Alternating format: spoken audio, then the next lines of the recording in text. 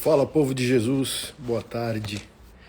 Passando aqui só para fazer uma reflexão bíblica rápida com você, que é: você não foi chamado para ser evangélico. Na verdade, aos olhos do evangelho, você não é evangélico. O evangelicalismo, ele é recente, de 100 anos para cá. Desde o avivamento ali da Rua Azusa, 1904 a 1906, ali o fenômeno pentecostal, posteriormente o fenômeno comunitário neopentecostal, surge o que a gente chama na teologia de evangelicalismo. E se a gente for honesto na reflexão teológica, histórica e bíblica, o evangelicalismo ele se tornou um câncer contra a Igreja do Senhor Jesus. O tanto de comunidade que surge sem parâmetro nenhum. Por que tantos escândalos hoje? Porque não há mais parâmetro moral e bíblico para a abertura de uma igreja, né? Para aquilo que a gente chama de igreja, a Bíblia não chama de igreja. Aquilo que a gente chama de igreja é um galpão, um CNPJ, uma pessoa jurídica e um estatuto. Qualquer pessoa hoje pode fazer isso. Qualquer maluco, qualquer tarado, qualquer estelionatário, qualquer maníaco, qualquer tomador de grana alheia, junta uma gangue, lavra um estatuto, registra no cartório aprovando, vai lá na Receita Federal, lavra-se uma persona jurídica, um CNPJ, a pessoa aluga um galpão, coloca uma placa e chama de igreja. O que eu quero dizer com tudo isso é que ser evangélico é o sobrenome público que nos deram. Nenhum problema até aí. Ser evangélico é como o mundo nos interpreta. E a gente aceita, ok? Mas qual é a reflexão bíblica? A gente não foi chamado, biblicamente não há nenhum versículo para você falar, eu sou evangélico. Os versículos bíblicos que dão sobrenome à nossa fé você é filho de Deus, você é discípulo de Jesus Cristo, você é um cristão. Todo filho de Deus, todo discípulo de Jesus, todo cristão pode ser um evangélico, mas nem todo evangélico é em si mesmo um discípulo, porque se confundiu-se muito isso. O frequentador de galpão religioso, vai aos cultos no domingo, ele acha que ele é um filho de Deus e um discípulo de Jesus só porque frequenta galpões, redutos religiosos. E não. Quero trazer a base bíblica para os três. Evangelho de João, capítulo 1, versículo 10, versículo 9, para ganhar mais contexto. Aquele que é a verdadeira luz, que ilumina a todos, estava chegando ao mundo. Veio ao mundo que ele criou, mas o mundo não o reconheceu. Veio ao seu próprio povo e eles o rejeitaram. Mas a todos que o creram e o aceitaram, Deus os deu o direito de se tornarem filhos de Deus. Esse é o nosso primeiro chamado em Cristo Jesus. Jesus é a porta estreita que dá a nós a filiação. Ele era unigênito, único, com o DNA do Pai, e ele se torna o primogênito, o primeiro entre muitos irmãos. Então, Jesus abre a porta para que entremos e nos tornemos filhos. É o nosso primeiro chamado, ser filho de Deus, ok? Lucas, capítulo 14, a partir do versículo 25, diz o seguinte: uma grande multidão seguia Jesus, que se voltou para ela e disse, abre aspas, se alguém que me segue amar pai e mãe, esposa e filhos, irmãos e irmãs, e até mesmo a própria vida mais do que a mim, não pode ser meu discípulo. E se não tomar sua cruz e me seguir, não pode ser meu discípulo. É o segundo chamado que nós temos. Se nos tornamos filhos, nos tornamos discípulos de Jesus. Ninguém pode chamar Deus de Pai se Jesus não é o Senhor dessa pessoa. Deus só é Pai de quem Jesus Cristo é Senhor. Olha só, 25. Uma grande multidão seguia Jesus.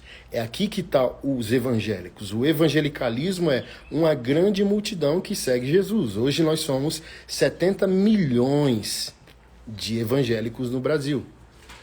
E podemos concluir que essas pessoas não são filhas, discípulos e cristãos. Por quê?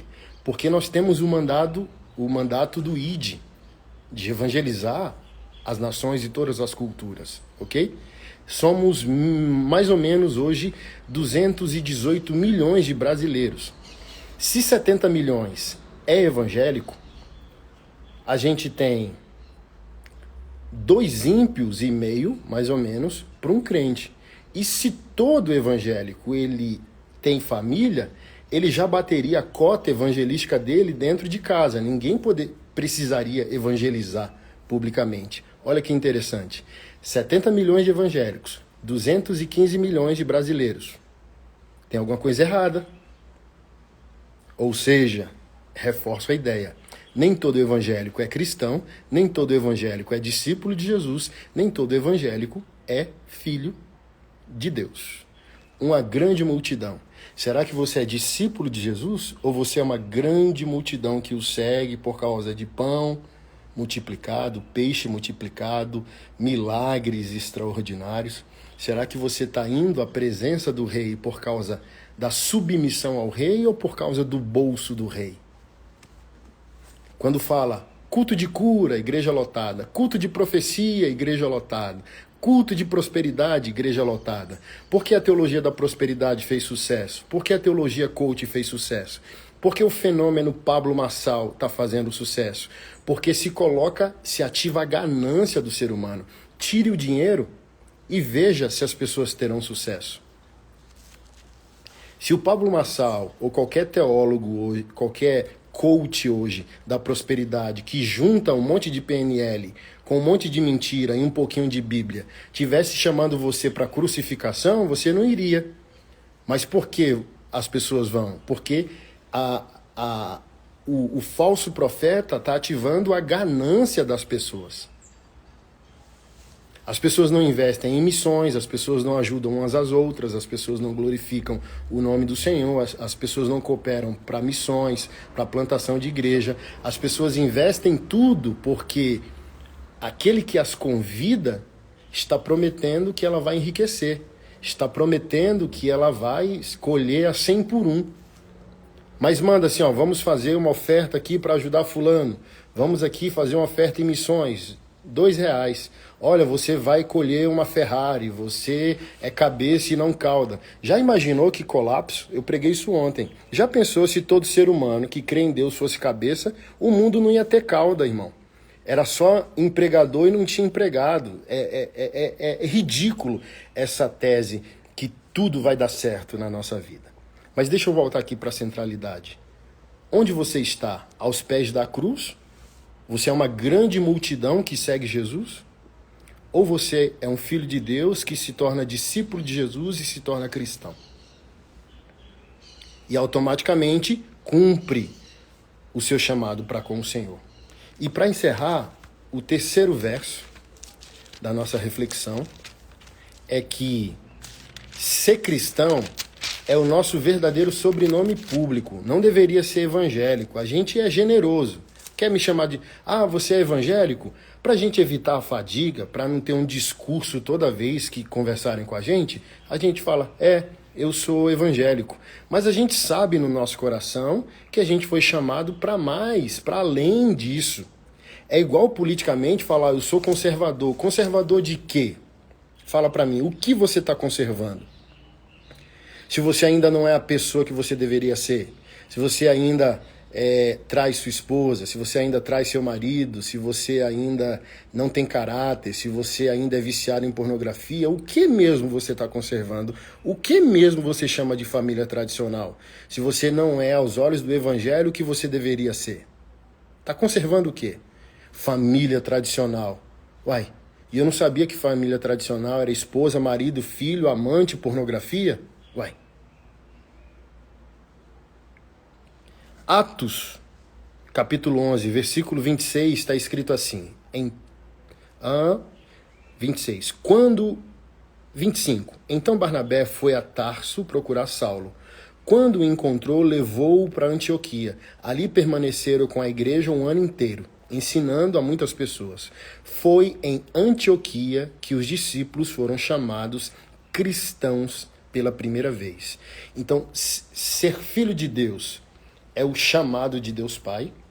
Ser discípulo de Cristo é o chamado do Deus Filho. Ser cristão é o mundo te reconhecendo ou te acusando por semelhança. É a pergunta que eu sempre faço. Se ser cristão fosse um crime, existiria provas para te prender? Então, hoje é fácil ser evangélico, está na moda. Os jogadores de futebol, adúlteros, alguns condenados aí, é todo mundo evangélico. Dá o gol para Jesus, bota a faixa lá 100% Jesus e dá a vida para o diabo. Aluga ilhas para fazer bacanal, festa sexual e por aí vai. Então, ser evangélico, até o diabo é, Tiago diz, entendeu? Você crê que há um só Deus? Faze bem. Até os demônios creem e tremem. O diabo também é evangélico. Por que o que é ser evangélico? Crer no evangelho, ok? Tudo ok. E o que é ser um cristão? Praticar o evangelho. O cristão pode ser um evangélico, porque o cristão é o praticante do evangelho. Mas o evangélico não necessariamente é um cristão, porque você pode crer e não praticar, como o demônio crê. O demônio crê. Tiago diz que o demônio crê e treme. O endemoniado dos evangelhos, um deles, diz a Jesus, olha a doxologia da reverência do demônio ao Filho de Deus. Jesus Cristo, Filho do Altíssimo, reconhece que Jesus vem do Pai. Por que nos perturba antes do tempo? Que tempo é esse? O tempo soberano que Deus determinou para a ação dos demônios da terra. Então, os demônios estão louvando a Jesus como Filho de Deus, Jesus, Filho do Altíssimo. Isso é doxologia pura, bruta, fundamental. Por que nos perturba antes do término do mandato soberano que o teu Pai nos deu? Olha só, um demônio dizendo bem assim, nós temos autorização jurídica, bíblica, para agir. O demônio sabe que Deus não está brincando, o demônio sabe que Deus é soberano, o demônio sabe que Deus não mente, o demônio sabe que Deus colocou um prazo. Entendeu? Então, não é muita coisa, por incrível que pareça, ser evangélico, meu irmão, me perdoe. Tá quebrando uma vaca sagrada sua. Me perdoe, ok? Ser evangélico qualquer um hoje é. Mas ser um cristão, por exemplo, Pedro, todo mundo julga Pedro que negou Jesus, né? Mas ninguém consegue perceber que Pedro negou Jesus onde Jesus estava. Jesus foi preso e Pedro foi seguindo Jesus onde Jesus estava. E as pessoas foram dizendo, sabe o que de Pedro? Olha, ele fala como ele se porta como ele. Ou seja, Pedro chegou a um momento, mesmo sem entender, que ele passou a se parecer com Jesus. Assim como Jesus passou a se parecer com eles. Quando os soldados perguntaram a Judas, quem é que a gente tem que prender quando chegar lá no monte? Aquele a quem eu beijar. Ou seja, Jesus se tornou humanamente tão igual aos seus que precisou de um distintivo, de um beijo. Eu vou dar um beijo, porque ele se parece com os outros. O discípulo também vai se parecer com o mestre. Então Pedro, sendo discípulo de Jesus, se pareceu tanto com o mestre que ele foi acusado em sua negação por semelhança. Olha, ele fala igual o Nazareno. Então é seguidor dele, é discípulo dele. Então e aí, querido, agora?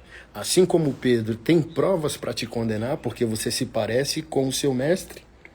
Porque essa é a função de um discípulo, se parecer com o seu mestre. Essa é a função do filho, se parecer com um pai. Ah, mas somos adotados. Mesmo assim, por rotina, a gente pode não parecer a fisionomia com os pais adotivos, mas a gente vai se parecer nos valores. Mesmo que a gente receba o espírito de adoção, que clama Abba Pai, Paulo fala aos Gálatas e aos Efésios, a gente vai se parecer por osmose com Deus. Mas Olha quem é o evangélico. O evangélico, ele quer ser conhecido como filho de Deus pela estética, a roupa apenas, a coleção musical apenas, não fumo, não bebo, diz que não transa no namoro, mas só Deus sabe. Não assisto Big Brother, não assisto novela. Então, o evangélico tem uma lista do não faço. E o filho, o discípulo e o cristão tem uma lista do eu sou, eu me tornei. Primeiro eu sou por dentro antes de ser por fora. E o evangélico começa com um conjunto de regras exteriores que nem sempre transforma o interior das pessoas. E Antioquia é uma igreja gentílica, tá? Não é uma igreja evangélica e uma igreja gospel como os nossos dias. Quem deveria ser chamado cristão pela primeira vez? O judeu, que é o crente com pedigree, o judeu convertido. Mas quem é chamado cristão a primeira vez? O pagão convertido. Por isso que Jesus Cristo diz, olha, os últimos serão os primeiros, e os primeiros os últimos. Olha, se a vossa justiça não exceder a dos fariseus, não entrarão no reino de Deus.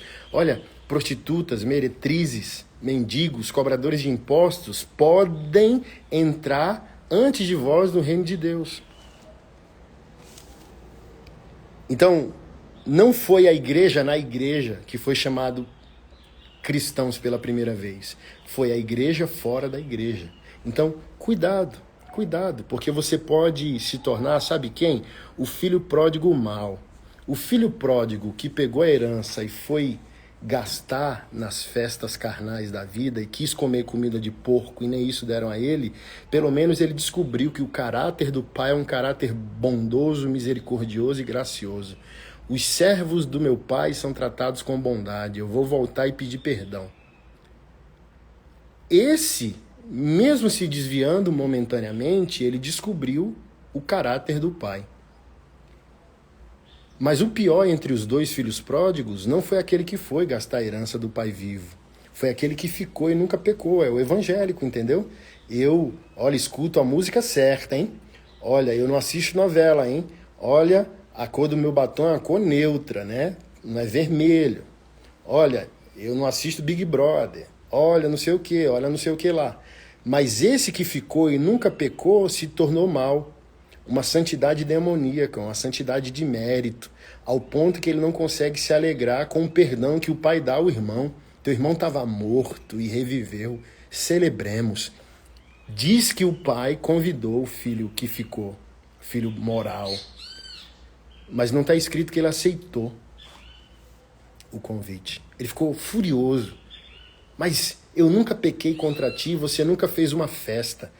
Quem é o cristão, discípulo e filho? Aquele que faz não para ser, aquele que faz porque é. É o que eu sempre ensino, obras não salvam, elas só são evidências de salvação. Então a gente não trabalha para o nosso Pai e para o nosso Senhor Jesus para ser salvo. Mas se a gente é salvo, a gente passa a glorificar o nosso Mestre, que nos deu um chamado, e o nosso Pai, que nos deu uma comissão. Mas quando você é meramente evangélico, você cria uma contabilidade gospel, uma contabilidade celestial, entendeu? Para cobrar Deus depois. Eu não sou santo porque te amo. Eu deixei de fazer coisas para poder ter argumento contra ti e contra o outro. Nunca fizeste uma festa para mim. Então, um evangélico na Bíblia está dizendo bem assim, olha, eu não fui santo porque te amo. Eu não fui santo porque quero servir o próximo. Eu fui santo porque eu quero uma festa, celebrando a minha santidade hipócrita. Mas quem verdadeiramente é santo sofre de amnésia. Os verdadeiros dizimistas, ofertantes, doadores, eles esquecem. Eles lembram agora, caramba, dei 50 mil de oferta. Mês que vem eles esquecem. Porque não há mérito. O cristão, o filho e o discípulo, eles estão envolvidos com a agenda do reino por amor mesmo, por transformação, por gratidão. E eles vão esquecendo do que eles fazem. Mas o evangélico sozinho não. Não faltei um culto, dou o dízimo da hortelã e do cominho. Jesus repreendeu isso, entendeu? O cara é fiel, porém não permite que essa fidelidade transforme o caráter dele, transforme o coração dele. Então, para eu encerrar, meu querido irmão, minha querida irmã, você não foi chamado para ser um evangélico. Deixe que o mundo te chame de evangélico. Você foi chamado para ser filho de Deus. Evangelho de João, capítulo 1, verso 11 e 12. Você foi chamado para ser um cristão. Atos, capítulo 11, verso 26. E você foi chamado para ser discípulo de Jesus. Evangelho de Lucas, capítulo 14, verso 25. Que Deus abençoe você grandemente e que essa reflexão possa ter abençoado grandemente sua vida. Um abraço.